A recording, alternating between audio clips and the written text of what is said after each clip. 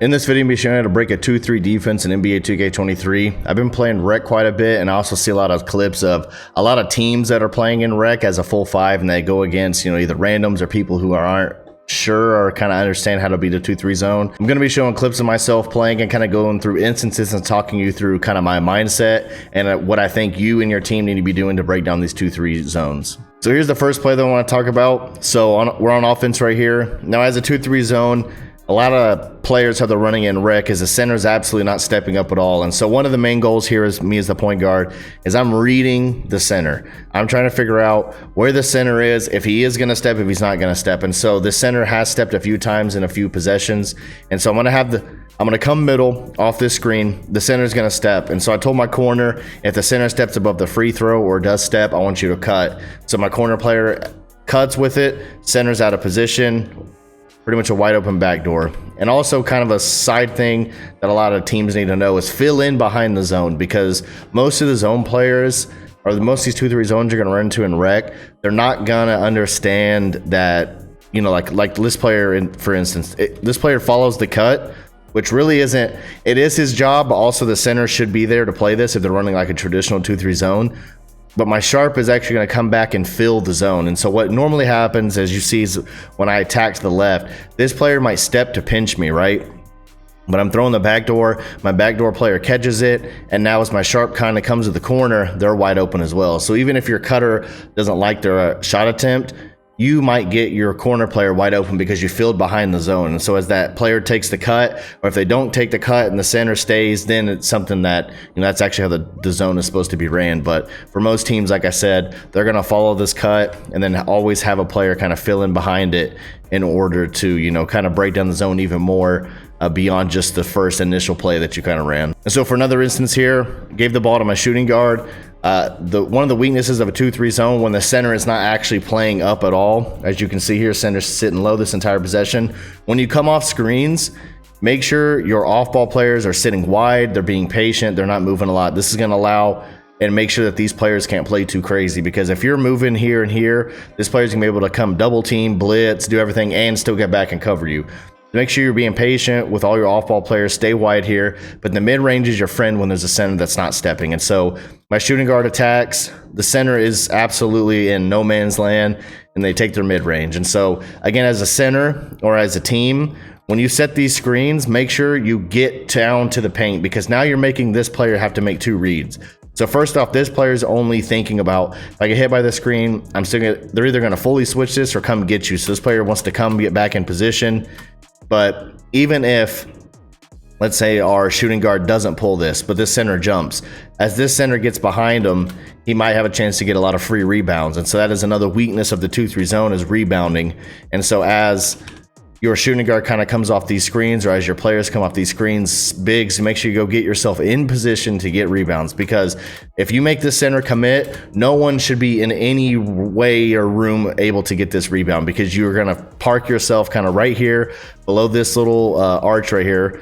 You're going to park yourself like right here, and then you're just going to be able to get a ton of rebounds playing this. And so that's another weakness and another way to kind of attack the 2-3 zone. And so here's another play. Again, I'm off ball, staying wide, making sure that my other guards get plenty of room to operate against this zone. Shooting guard comes off the screen, tries to do a walk back, and then gets to the mid-range again. Center jumps, free rebound every time. And then now the center can be aggressive going up, however they want. They end up getting the rebound and kicking it back out. But kind of just to walk you back through some of this play. Again, the mid-range is the weakness of the zone. It's in definitely spacing. We're running with an inside center, and so you're not going to have that 5-out ability. And so again, attacks, pulls back, attacks again, wide open for a while. And if this center jumps, they give up all position for offensive rebounds. So again, the center jumps. This player is going to try to come back down and get in a better position. Your center should already be down there, because there's no reason to be leaving when you're an inside, right? So this person's maybe just resetting, not getting a 3 in the key, but make sure you stay in position, centers.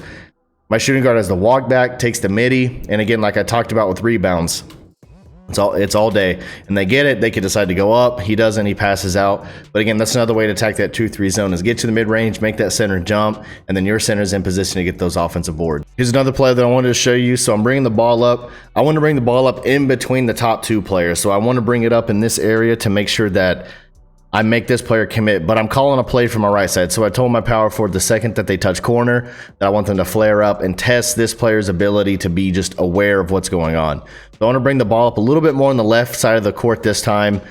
Again, just to give it enough space in this area. So again, look at the center, not stepping, not covering anything, but just sitting paint. They're in the absolute 2-3 zone. Only thing to watch out for here is to be careful for the blitzes, as the blitzes here could, they could kind of come out of nowhere with this player. Bring the ball up the left, though. Told my power forward to flare up. They flare, and they end up getting a shot off. Now, the corner player did do a good job, but again, with this, I'm testing the zone. So in a normal kind of situation, or in some situations, this player might think that this player has the zone, has this top of the key zone. So they just sit corner, and they don't move. And so that's what I was wanting to test. Since I brought this player over, are they going to come up with the corner flare up? And so I still have my corner flare up, give them the ball, and again, always keep spacing, and my power forward just hit a good shot. And so for another play here, if you remember earlier, I sent my corner on a cut. I just sent my corner on a flare. So I'm really just trying to test this corner player's ability to think about what's happening. So in this play, I told my power forward, I'm attacking your corner. When I say go, I want you to cut, and I want to test and see what this corner player is going to do, because last time he followed the cut. So again, I'm coming up the court. I kind of bring it up the middle just to give myself the room to be able to burst to my right, because if I brought it up to the right, they might take away this side or kind of play me weird. So I brought up the middle, give myself the ability to get to the right side of the court, call my corner on a cut. Corner player follows it, gives me a wide open shot. And so again, this player is going to be hesitant to follow that far because that's not part of their zone.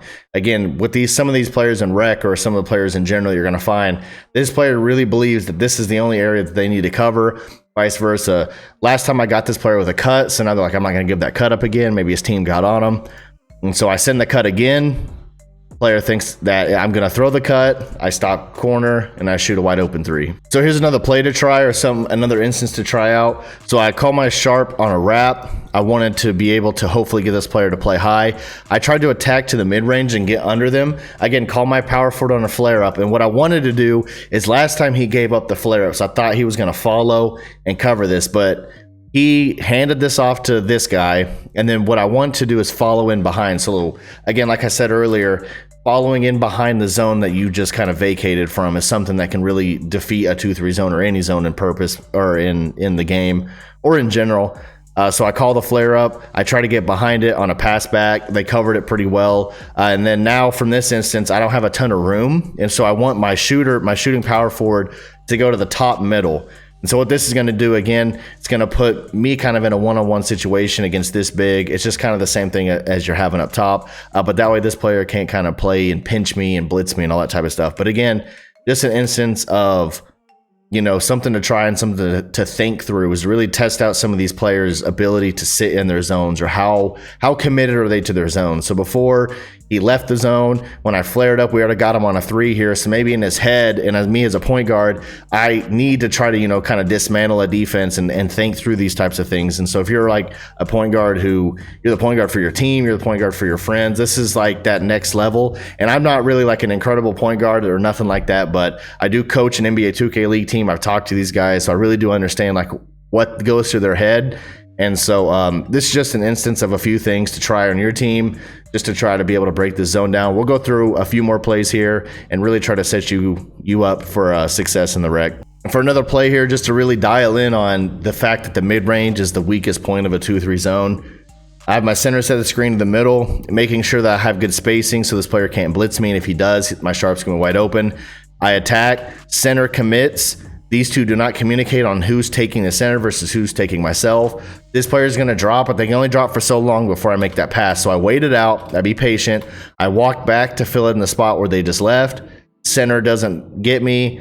The player who is supposed to be guarding me doesn't get me, and I'll be able to shoot a wide open midi. And so again, this is making this center make a decision. You got to make centers make a decision in the zone. So right here, he jumps, gives up position. And so he's already decided I'm staying paint. I'm going to cover the big. Now, if he would have stepped and I shoot this, it's my center against a guard. Your center should get that rebound 9 out of 10, maybe 10 out of 10 times. And so again, get to that mid-range, utilize your walkbacks, and then have your center make sure if you're running inside like I am, get down there, give me rebounds if I miss that shot. So another play here, my power forward's inbounding. They're the shooting big on my team. My inside is on the court. So here I told my power forward stop top of the key. My shooting guard is going to go left hash. And so again, what I'm doing is testing the top of the zone and really testing this corner player. Right now, the corner player is guarding absolutely nothing because they're waiting for someone to come fill into their corners. So with this play, as a point guard, I get wide. I told my center try to set the screen on the outside so I can get room to come around and attack this mid-range. And so as I attack the mid-range, my sharp needs to stop here. And so again, if this player doesn't commit, which he doesn't, and my power forward stops top middle, now this person vacates the left part of their zone to come cover the power forward at the top. And then you just got to make the right read. I end up not making the right read on this one. But again, just an instance to kind of show you ways that you need to be attacking the 2-3 zone.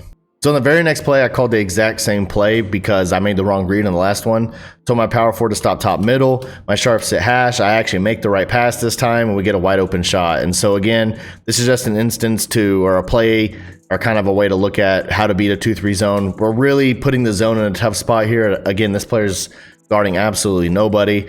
And there's only so many players up top. This player is hugging in the corner. Center is not stepping. And so we're really putting them in a disadvantage up here to have to guard all 3 players. He got the steal last time here. He's going to sit on it. I make the right read this time. Another easy way to attack the 2-3 zone is to really understand where your gaps are on the top of the key. So you have your gap here. If you're on the left side here, you're going to have a gap here, depending on how well this player pinches or how well the center steps. And you have a big gap to your left. So here I told my center, I'm going to act like I'm kind of come to the middle, set the screen to the left. And so if the big sets a good screen and the corner player doesn't help or the big doesn't step, you're going to get a lot of wide open shots here. And so really try to test those gaps out, but make sure you have good spacing. I probably should have came up just a little bit more to the middle in order for my center to set a better screen and I even have more room. And so if you operate too much to the left though, this corner player is going to be able to really, affect your ability to get a shot off here. So make sure if you're going to be attacking the wings that you give yourself plenty of room. Attacking the middle of the 2-3 zone is perfect because you're going to make one of these guys kind of collapse on you. And so this one's going to have to give up a lot of room over here. And if the center never steps, you're going to have a ton of room to operate here on the left. Have your center set the screen to the outside, immediately roll. So if this center does have to step and help, you're going to have your center one-on-one down there with a guard or a lock. Another play here, so late shot clock here. I try to get to the mid-range, try to collapse the defense a little bit, hit my shooting guard. Maybe could have had a wide open shot anyways. Shooting guard doesn't take it. Again, spacing is big, so I get wide. And my shooting guard understands that the middle is where he needs to be to attack. Center should be getting down to the paint, attack, get your walk back in, center might jump. But again, if your inside gets down there, your center gets down there, it's a free rebound every time. So my shooting guard understands this has worked all game against this center.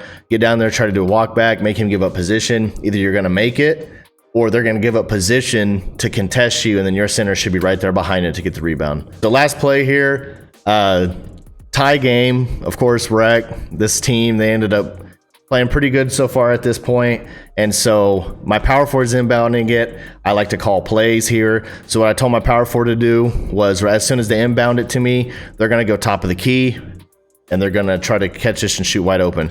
My shooting guard was supposed to go deep hash to really make this player, have to commit, center go down. And so what really happens here is this player is expecting your power forward to come straight down. And so they're sitting there waiting. Maybe they play up a little bit. This player is going to guard you. So my sharp gets out of there. Now the zone switches to you. And so what you want to do is either hold the ball or maybe try to attack into this area right here. Really make this guy commit to you. And once your power forward bursts, I go baseline, have my power forward pop to the top middle, and ends up being wide open, pretty much to seal the deal and win that game for us. So I hope you learned a few ways to attack a 2-3 zone next time you play Rec or play with your friends. If you like more videos like this, leave a comment below and let me know what you want to see, and I'll try to get to those. Like I said earlier, my name is Lance. I'm the head coach of Bucks Gaming. I have a Discord link in the description below if you're interested in joining. I go over things like the NBA 2K League, tips and tricks such as this one, or if you want to play the game with myself, I'll play both on Xbox and PlayStation. If you enjoyed this video or it helped you out, consider subscribing, and I'll see you in the next one.